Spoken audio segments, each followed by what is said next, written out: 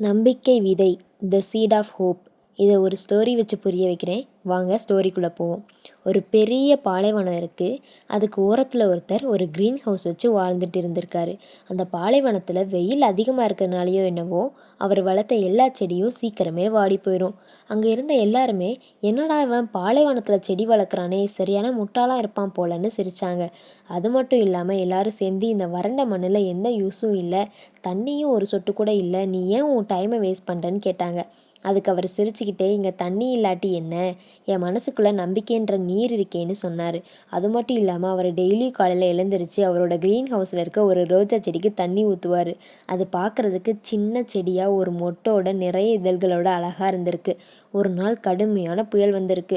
அந்த பாலைவனத்தில் மணல் காற்று பயங்கரமாக வீசியிருக்கு. அங்கே இருந்த எல்லாருமே வேகமாக வீட்டுக்குள்ளே போய் கதவு பூட்டிக்கிட்டாங்க. கொஞ்ச நேரத்தில் புயலும் நின்றுச்சு. எல்லாரும் வெளியே வந்து பார்க்கும்போது அவரோட க்ரீன் ஹவுஸில் இருக்க கண்ணாடி சுவர் எல்லாமே உடஞ்சி போயிருக்கு.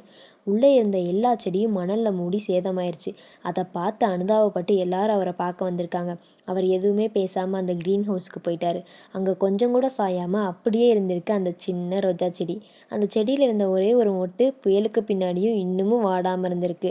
அடுத்த நாள் காலையில் அவர் தண்ணி ஊற்ற வரும்போது அந்த மொட்டு அழகான ரோஜாவாக மலர்ந்துருக்கு. அவ்வளோ சன்லைட்லேயும் அந்த பாலைவனத்தில் அந்த ரோஸோட ரெட்னஸ் ஜொலிச்சிருக்கு. எல்லாரும் ஆச்சரியமாக, இவ்வளோ புயல் எப்படி இது வாடாமல் இருந்திருக்குன்னு கேட்டாங்க. அதுக்கு அவர் சிரிச்சுக்கிட்டே, நம்ம கண்ணுக்கு தெரிஞ்சது வெறும் புயல் தான், ஆனால் அந்த மொட்டுக்கு தெரிஞ்சது நம்ம கண்டிப்பாக ஒரு ரோஜாவாக பூக்கணுங்கிற ஒரு நம்பிக்கை தான், அதனால தான் எதுவுமே ஆகாமல் பூத்துடுச்சுன்னு சொன்னார்.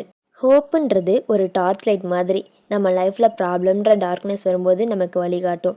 நம்ம ஃப்யூச்சருக்கு பாசிட்டிவ் எனர்ஜி தர சீட் மாதிரி. ப்ராப்ளமை கிளியர் பண்ணி நம்ம ட்ரீம்ஸை க்ரோ பண்ணும். ப்ராப்ளம்ஸ்லாம் டெம்பரரி தான்னு சொல்லி ஆறுதல் தரது கூட அந்த நம்பிக்கை தாங்க. ஒரு பேட் டேக்கு அப்புறம் கண்டிப்பாக ஒரு குட் டே வரும்னு சொல்கிறது கூட அந்த நம்பிக்கை தான். நம்பிக்கை இருந்தால் எவ்ரிதிங் இஸ் பாசிபிள்னு ஃபீல் ஆகும். இந்த ஹோப்புன்றது நம்ம ஹார்ட்டுக்குள்ளே இருக்க பவர் மாதிரி. அது எப்போவுமே சுவிட்ச் ஆஃப் ஆகாது. அப்புறம் என்னங்க, நம்பிக்கை தானே வாழ்க்கையே.